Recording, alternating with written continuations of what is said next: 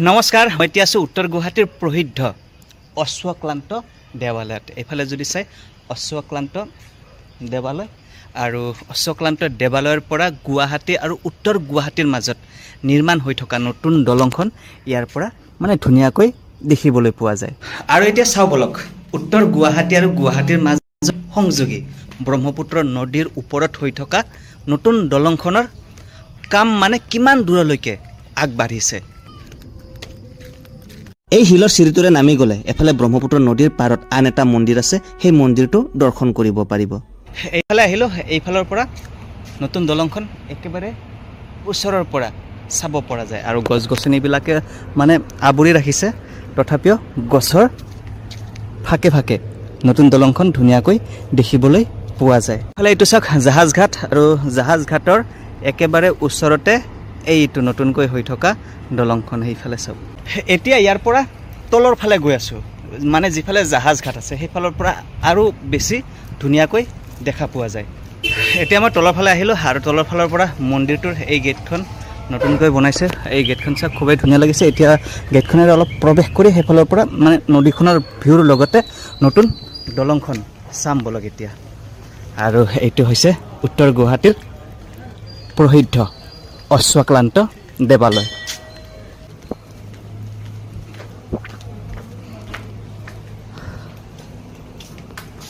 নদীখনত যদি চাই এতিয়া ফেনে ফুটুকাৰে ডকল টকা বান্ধ হৈ পানী গৈ আছে, আৰু ইয়াৰ পৰা নতুন দলংখনৰ ভিউটো খুবেই ধুনীয়াকৈ দেখিবলৈ পোৱা যায়। এইফালে যদি চাই এইখন হৈছে জাহাজ ঘাট, আৰু জাহাজ ঘাটৰ একেবাৰে ওচৰৰে নতুন দলংখন প্ৰায় হৈছেই। দলংখন চাওক, এতিয়া আপোনালোকক লাহে লাহে জুম কৰি দেখুৱাইছোঁ। ইফালৰ পৰা সেইটো পাৰলৈকে প্ৰায় সংযোগ হৈ গৈছে।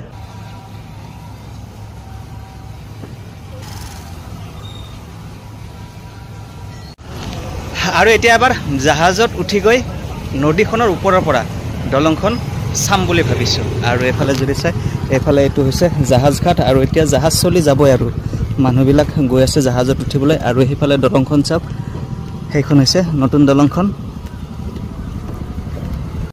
আৰু এইবাৰ এতিয়া জাহাজখনৰ পৰা দলংখন চাওক, দলংখন কেনেকুৱা দেখি। আৰু ইয়াৰ পৰা নতুন দলংখন চাওক।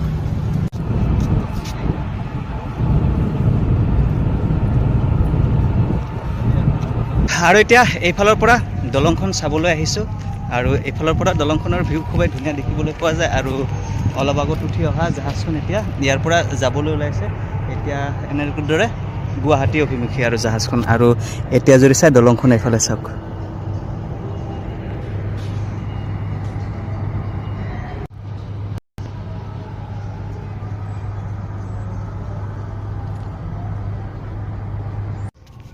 এতিয়া মই আৰু অন্য ফালেৰে আহিছোঁ দলংখন চাবলৈ।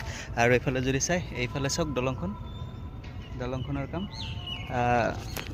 ভালেখিনি আগবাঢ়িছে দলংখনৰ কাম। আৰু ইয়াৰ পৰা দলংখন কিন্তু খুবেই ধুনীয়াকৈ চাব পৰা যায়।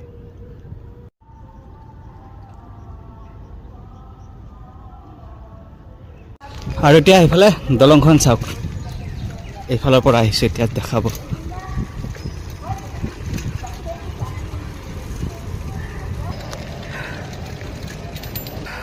আজিৰ ভিডিঅ'টো ইমানতে সমাপ্ত কৰিলোঁ। আপোনালোকৰ কেনেকুৱা লাগিল কমেণ্টত জনাবলৈ নাপাহৰিব। ধন্যবাদ।